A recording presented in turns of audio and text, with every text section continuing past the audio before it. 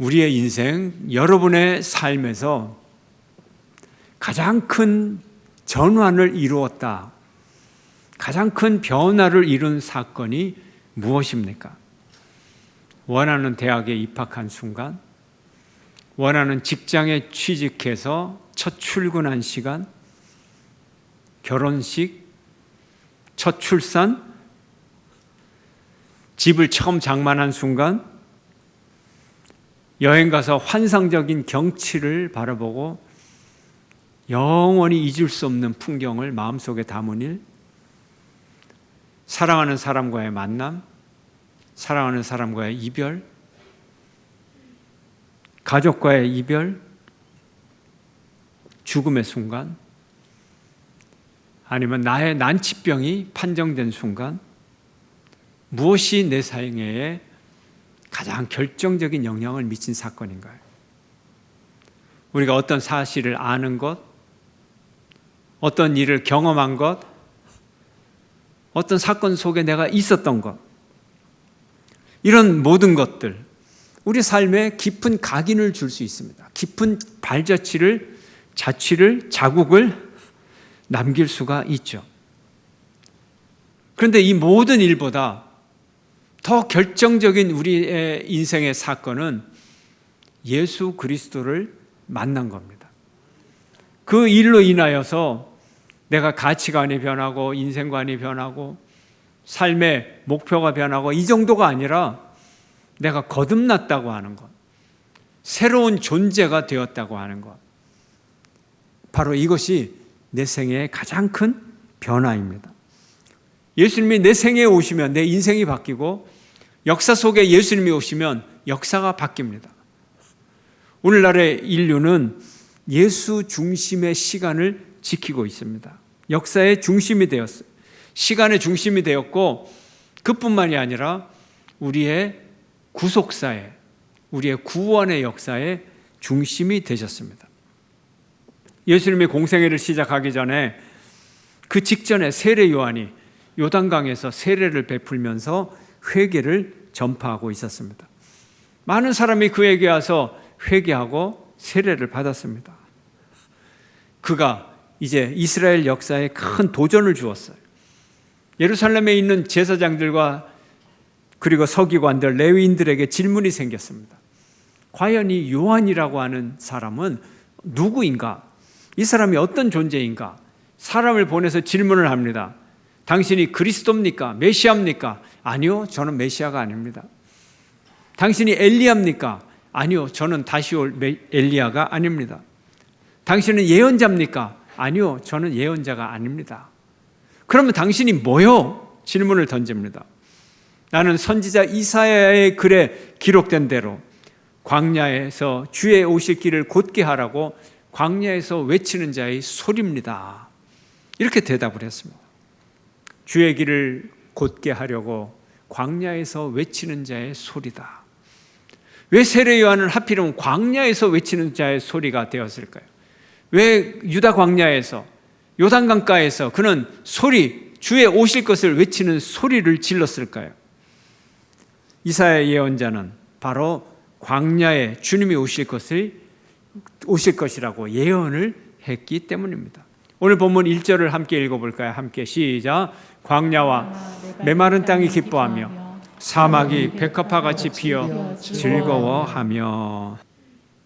당시 이스라엘 백성들의 삶은 광야의 삶이었습니다. 출애굽 때 광야, 그 오랜 40년의 시간 동안 엄청나게 척박하고 오랫동안 고생을 했습니다. 그러나 수백 년이 지난 예수님 시대의 이스라엘 백성들 역시 여전히 광야에 척박하면서 벗어나지 못하고 있었습니다. 그런데 그들의 그 척박한 삶이 이제는 더 이상 광야가 아닌 백합화가 피고 샤론의 장미꽃이 피는 아름다운 땅으로 바뀔 것이라는 것입니다. 그 예언을 이사야가 하고 있습니다.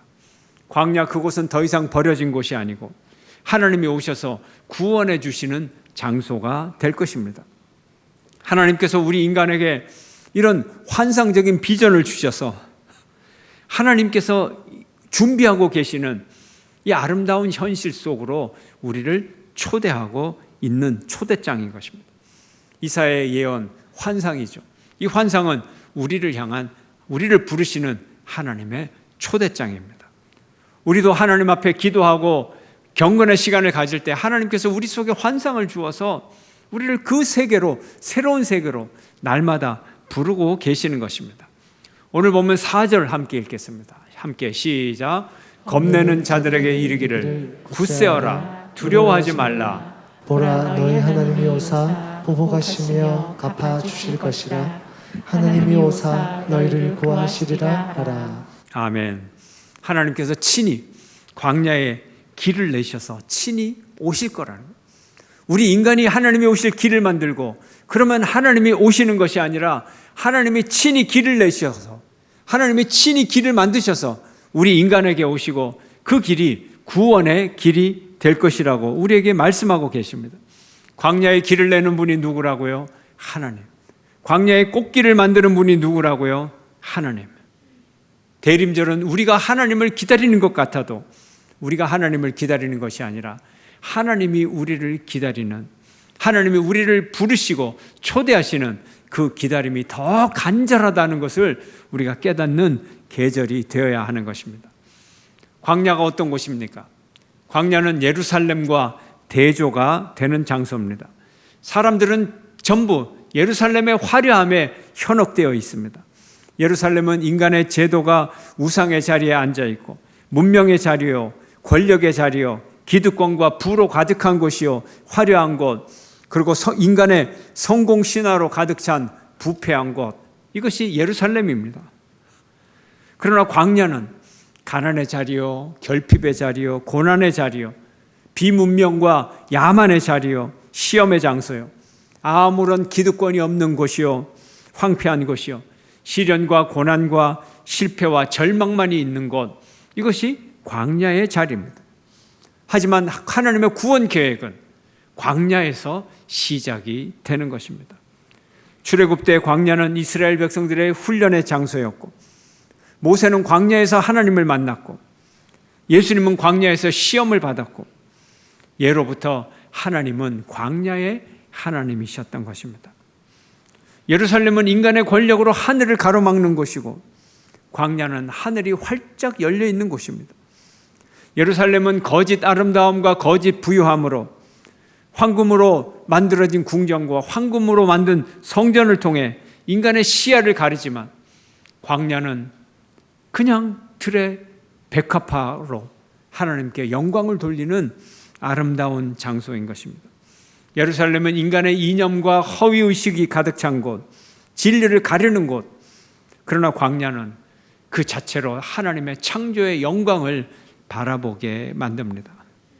바로 이 광야에서 주님의 오심을 준비하라는 것입니다. 바로 이 광야에서 하나님이 준비하신 그 영광을 바라보라는 것입니다.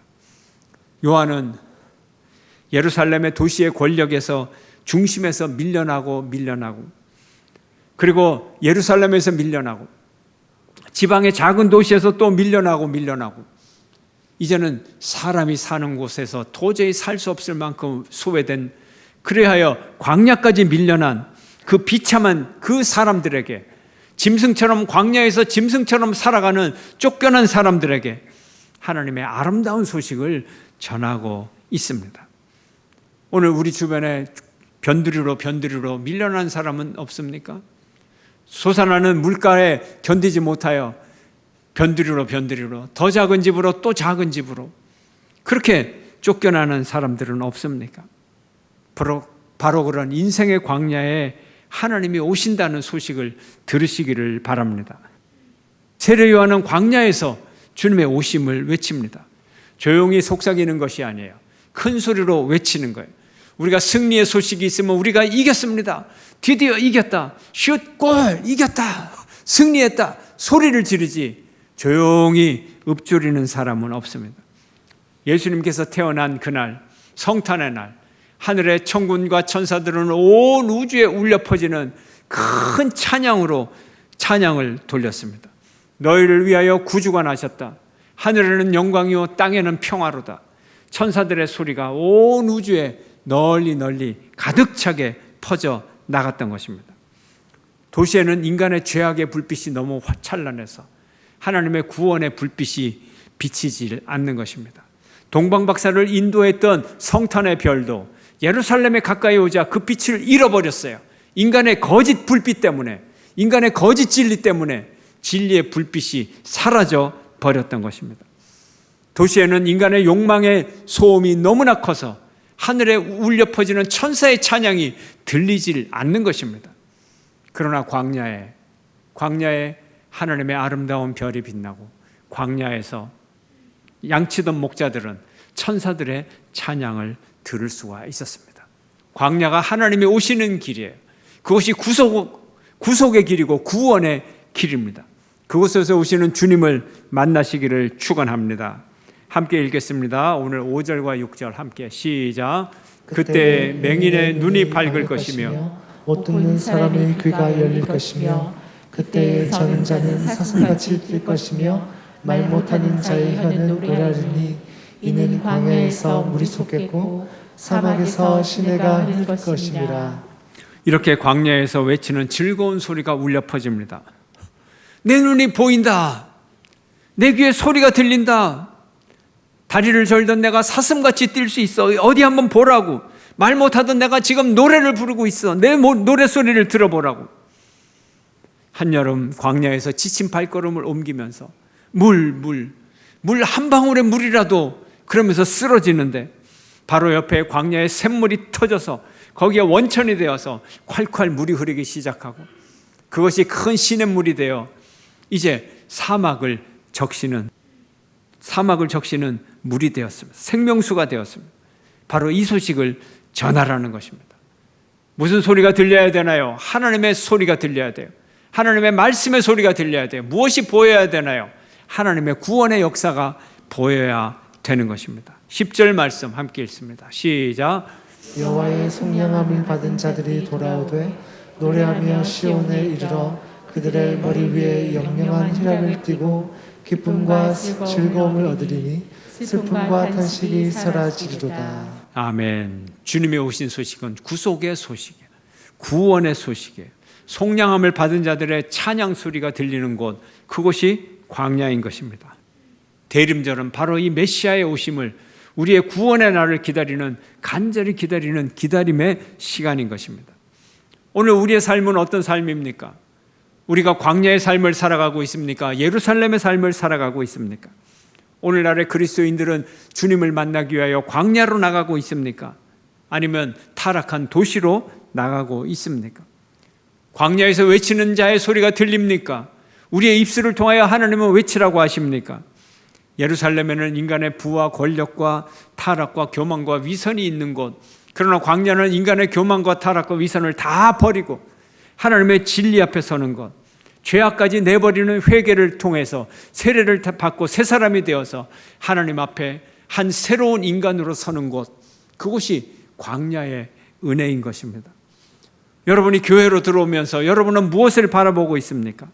이 물질적 공간을 뛰어넘어서 그 뒤에 있는 하나님을 바라보아야 되는 것입니다. 인간적 공동체를 넘어서서 공동체의 머리 대신 주님을 바라보는 여러분 되시기를 축원합니다. 사람의 찬송 소리를 넘어서서 사람의 찬양 속에 있는 천군 천사가 함께 부르는 하나님의 영광송을 들을 수 있어야 되는 것입니다. 목사의 음성을 뛰어넘어서 그 뒤에서 말씀하시는 하나님의 음성을 듣는 여러분 되시기를 주의 이름으로 축원합니다. 모세는 광야의 불타는 떨기나무에서 살아계신 하나님을 만났어요. 무한한 권력을 가진 바로의 왕자가 아니라 모든 계획이 좌절된 한 초라한 양치기 노인으로서 하나님을 만났습니다. 그가 이집트에서 배운 그 많은 학문이 아무 소용이 없었어요. 불타는 떨기나무에서 부르시는 하나님을 만나면 모든 것이 새로워질 수가 있는 것입니다. 그는 말을 더듬는 사람이었어요. 그래서 애굽의 대학에서 수사학을 배울 필요가 없었습니다. 그가 말 더듬는 그대로 하나님의 쓰임을 받았습니다. 이것이 광야입니다. 이것이 광야의 은혜입니다. 우리 인간의 모든 계획을 내려놓고 우리의 가진 것을 다 내려놓고 우리의 때를 다 포기하고 하나님의 방법에 순종하는 곳, 그것이 광야의 은혜인 것입니다. 예수님은 광야에서 3가지 시험을 통과했습니다. 인간적인 경제적인 포부, 종교적인 야망, 정치적 계획, 이 모든 것을 다 포기하고 오직 하나님의 계획 속에서 하나님의 십자가만이 온 인류를 구원하실 수 있다고 하는 그 진리를 붙들고 메시아로 다시 우리에게 다시 돌아왔던 것입니다. 광야의 영성을 가진 사람들은 마음이 가난합니다. 애통하는 사람입니다. 온유한 사람입니다. 의에 줄이고 목마른 사람입니다. 긍휼히 여기는 사람입니다. 마음을 청결히 하는 사람입니다. 화평케 하는 사람이에요. 의를 위하여 박해를 달게 받는 사람입니다. 인간의 철학과 인간의 꾀를 다 버리고 하나님과의 신비한 만남 속에 영원한 지혜를 얻는 사람, 이 사람이 광야의 영성을 가진 사람들인 것입니다. 우리 교회도 광야의 교회가 되어야 되고 우리 성도들도 광야의 성도가 되어야 됩니다. 광야의 영성을 회복하는 여러분 되시기를 축원합니다. 광야 같은 삶에서 주님이 오시기 때문에 그래요. 그 삶의 광야에서 주님이 오시기 때문에, 그리고 삶의 광야에서 주님의 오심을 꼭 만나야 하기 때문에 그 광야가 변하여 레바논의 백향목처럼, 그리고 백화파처럼, 장미처럼 피는 그날을 우리는 기대하기 때문에, 그곳에서 부르시는 부름을 듣고 우리는 따라가는 존재이기 때문에 우리는 광야에 나가야 하는 것입니다. 영적 광야에서, 우리의 삶의 광야에서 주님을 만나시기를 주의 이름으로 축원합니다. 우리의 삶 가운데서 정말 힘든 때가 있어요. 저분의 광야는 왜 저렇게 끝없이 지속이 될까? 광야의 생활이 끝없이 한 광야가 지나면 또 다른 광야가 찾아오고 끝없이 찾아와요. 삶의 광야일 뿐만 아니라 그분의 삶을 바라보면 그 영혼 속이 너무 메말라가고 너무 영혼이 메말라가는 광야 속을 살아가요. 정말 주님이 오셔야 됩니다. 기적의 역사를 이루시는 주님이 오시는 여러분의 인생이 되기를 주의 이름으로 축원합니다. 이혜인 시인의 대림시 기리시니여 오소서 일부분을 여러분에게 소개해 드리겠습니다. 기리시니여 오소서. 이혜인. 기름이 모자라고 쌀이 모자라는 것 투성이의 이 춥고 메마른 땅에서 사랑의 기름이 모자라고 신앙의 쌀이 모자라는 우리네 가슴의 들판도 비어 있습니다. 이 거칠고 스산한 황야의 어둠을 밝히시러 기리시니여 오소서. 슬픔을 딛고 일어설 희망을 주기 위해 오소서. 죽음을 딛고 일어설 생명을 주기 위해 오소서. 그러나 우리가 당신을 기다리기 전에 먼저 안으로 뿌리내린 미움과 원망과 불신의 어둠부터 몰아내게 하소서. 당신의 뜻 대신 내 뜻으로 가득 찬, 당신의 고통 대신 나의 안일함으로 가득 찬, 당신의 겸손 대신 나의 교만으로 가득 찬 마음의 땅을 갈고 닦게 하소서. 당신이 오실 길을 예비키 위해 자신을 내어 던진 세례자 요한처럼 무엇보다 먼저 회심의 눈과 귀와 입을 열어 주소서. 현대의 콘크리트 벽에 끼어 질식하는 나무들처럼 무디게 말라붙은 돌 마음들을 예리한 기도의 칼로 깨뜨려 살 마음 되게 하소서. 그리하여 나와 당신 사이에, 나와 이웃 사이에, 이웃과 이웃 사이에 새하늘 새 땅이 열리는 은총을 허락하소서. 오소서, 오소서, 기리시니여 오소서. 아멘. 오늘도 우리의 성도들의 삶의 자리는 여전히 광야입니다. 주여 오소서. 주여 당신이 오실 길을, 이 삶의 사막 한가운데 길을 만드소서.